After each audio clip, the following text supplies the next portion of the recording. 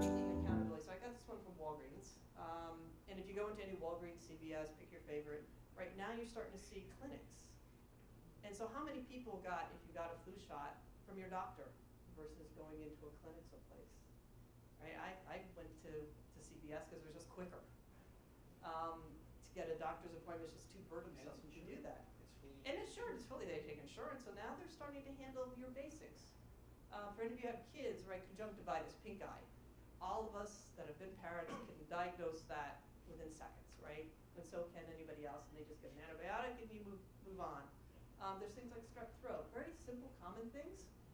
Now you're going to start to see through Walgreens and CVS and others. They're going to start to become a piece of that primary care physician. But then what happens to the primary care physician? Do they now have to do the harder stuff, right, which is really not where they make their money?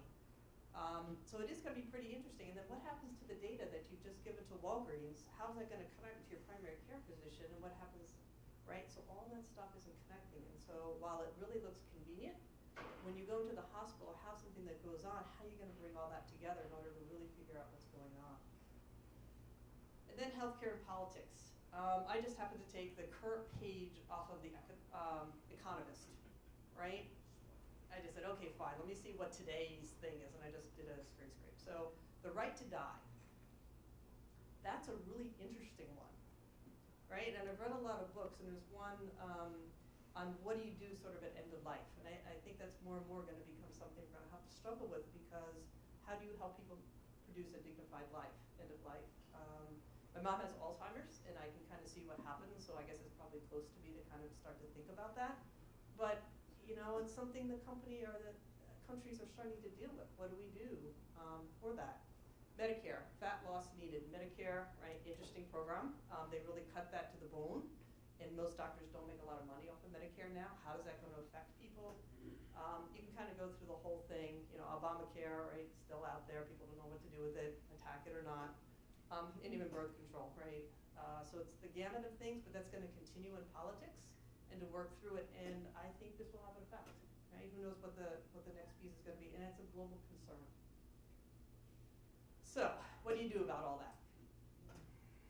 As just a suggestion for your consideration,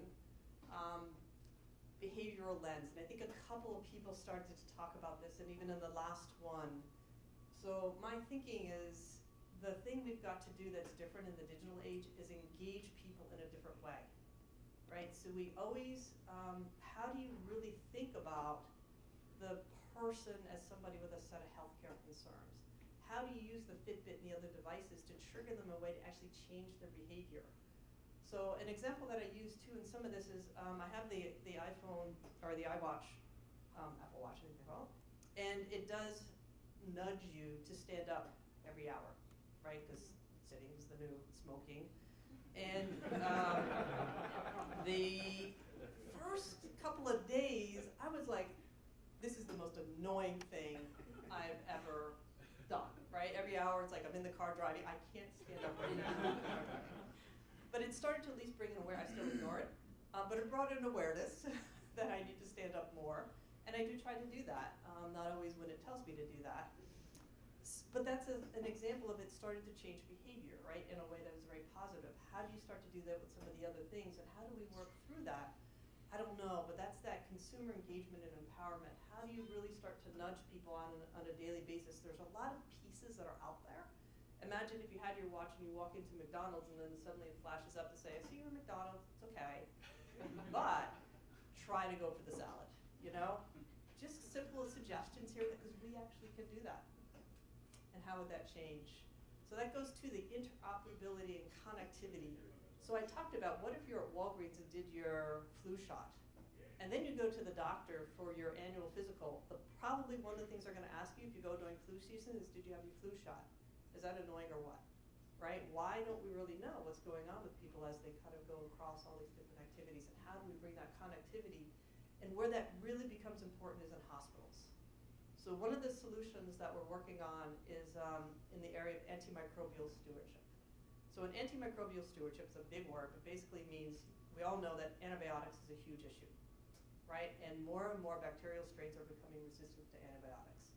How do you really figure out what's the right antibiotic to give to somebody? We're actually repurposing some algorithms that are used in the defense industry to help understand, based on the person's history, what did they come in before? Did you already try this antibiotic? Did it not work last time? Why are they back in? And if you don't have that history, you can't actually figure out what to do for the future. But if you go to different hospitals, you probably don't have that. So how do we really bring that together?